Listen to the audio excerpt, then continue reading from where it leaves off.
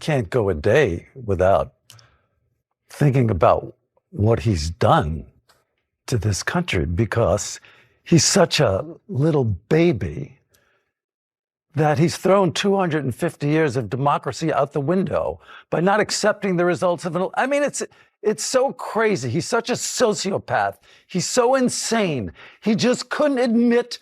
Donald Trump seems obsessed with his own defeat. He can't accept the truth, which has led him to attack American democratic traditions just because he lost an election. His need to change the story and mislead his followers shows how out of touch he really is. Larry David recently gave an unusually harsh criticism of Trump. Using his well-known sarcastic style, he turned what could have been ordinary political commentary into something much more powerful. His verbal takedown was so complete that it would fit perfectly in an episode of his own show. Trump's a racist!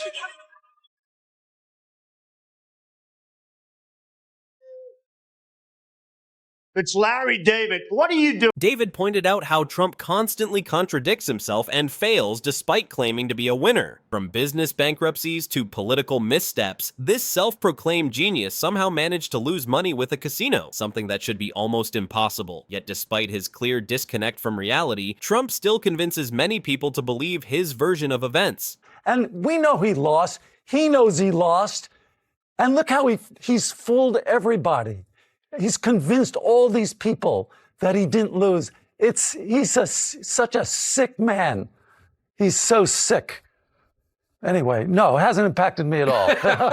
This wasn't just comedy, it was a precisely delivered dose of truth. David, who's always been great at pointing out life's small absurdities, was especially effective when addressing someone with Trump's flaws. The man who claims he never loses has actually been collecting failures for years, though his supporters don't seem to notice. David isn't alone in speaking out. As more celebrities and public figures challenge Trump's stories, we're likely to see even more straightforward criticisms. Lose. He's such a sick man. He's so sick. Anyway, no, it hasn't impacted me at all. Some people don't just question false claims, they completely destroy them, cutting through layers of deception like demolishing a poorly built structure covered in fake gold. This isn't about being polite or using careful political language. It's about stating facts clearly without sugarcoating anything. With Trump, there's no need for extra words. His carefully built image is revealed as nothing more than a fragile fantasy based on exaggeration, bluster, and outright lies. Trump's self-promotional empire has all the stability of a Jenga tower built by someone hopped up on caffeine. He markets himself as a master dealmaker, but his history reveals a trail of business failures, bankrupt casinos, and educational scams that would make even seasoned con artists cringe. He positions himself as a working-class hero while living in a penthouse that looks like Liberace, and King Midas had a decorating competition. And despite claiming intellectual superiority, he speaks in rambling sentences that frequently lose their way before reaching any conclusion. To a very special guest, former president.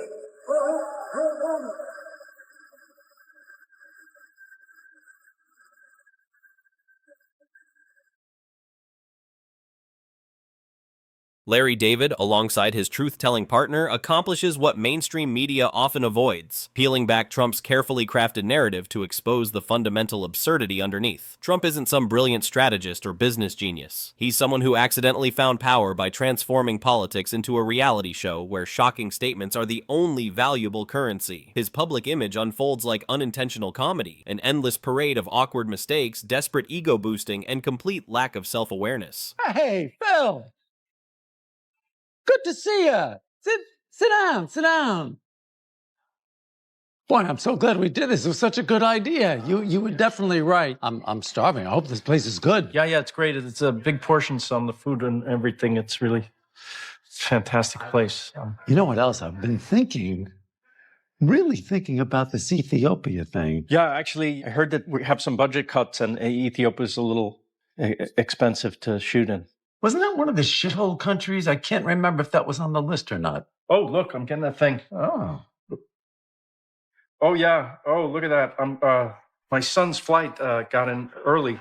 and I gotta get him. I gotta go get him. Really? Yeah, no, really. Let's send an Uber or something. He needs to see me because he has a little anxiety. No, you know what, Phil? No, we'll. What makes Larry's criticism particularly effective is that it requires no exaggeration. Simply highlighting Trump's own contradictions provides enough material for audience laughter. He labels himself a stable genius, yet struggles with basic geography. He promises to drain the swamp while filling his administration with wealthy elites and lobbyists. He condemns fake news while spreading more misinformation than late-night TV commercials. Combine Larry David's relentless satire with an unfiltered truth teller who refuses to ignore hypocrisy, and the result transcends comedy. It becomes a public service. In a world where absurdity often goes unchallenged, the most effective response isn't just fact-checking or outrage. Sometimes the best way to address nonsense is to expose it for what it truly is, a drawn-out, exhausting, and painfully bad sitcom desperately overdue for cancellation. People's frustration with Donald Trump grows like an endless receipt. Whether it's his latest attempt to redefine truth according to his current statements or his chaotic speech patterns resembling disorganized social media rants, the irritation never stops. And now Larry David, the master of social discomfort, has reached his limit. Unlike before, he's not just observing disapprovingly from a distance. He's calling out Trump for repeatedly using the same tired script, a political rerun that somehow continues despite its predictability. For years, Trump has played the victim card as his personal get-out-of-jail-free strategy. Whenever questioned about undermining democratic processes or his numerous controversies, his response remains consistent. He claims persecution, mobilizes supporters with cries of injustice, and portrays himself as a martyr. Yet somehow, people continue to embrace this narrative as if it's the latest must-have product. It's Melania thinking. And we would take like photos of Melania and we put a thought balloon over her head, and the joke would be what she's thinking, like,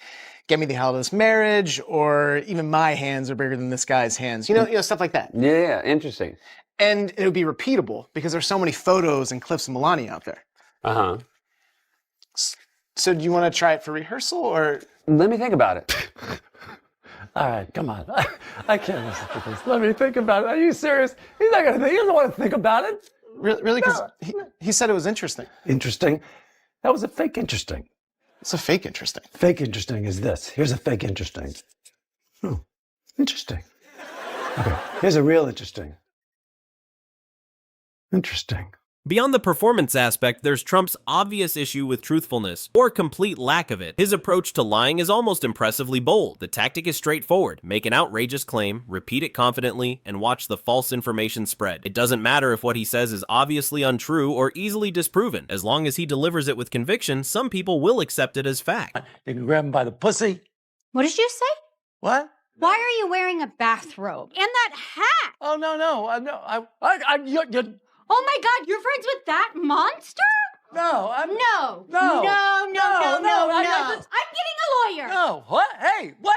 No, I'm in the... What makes satire so effective is exactly this absurdity. Sometimes, revealing the contradictions is as simple as holding up a mirror. Trump calls himself a stable genius while struggling with basic facts. He vows to fight corruption while surrounding himself with wealthy elites and lobbyists. He condemns fake news while spreading more misinformation than late-night TV commercials. In this constant cycle of exaggeration and victimhood, voices like Larry David's provide needed balance, not just for humor, but for a reality check, reminding people that what they're seeing isn't clever political strategy. It's just a poorly written show that somehow continues season after season. Where Larry David makes fun of Trump and only wears the MAGA hat as a way to repel people, preventing others from sitting next to him at sit. Trump's relationship with truth isn't merely dishonest. It's political gaslighting at championship levels. He repeats falsehoods until his supporters believe them, then claims media persecution when journalists fact-check him. The pattern never changes. Lie, double down, attack the media, play the victim. Fact-checkers have built entire careers tracking his misinformation, yet nothing slows him down. In Trump's world, truth isn't about facts. It's about whatever generates the biggest reaction.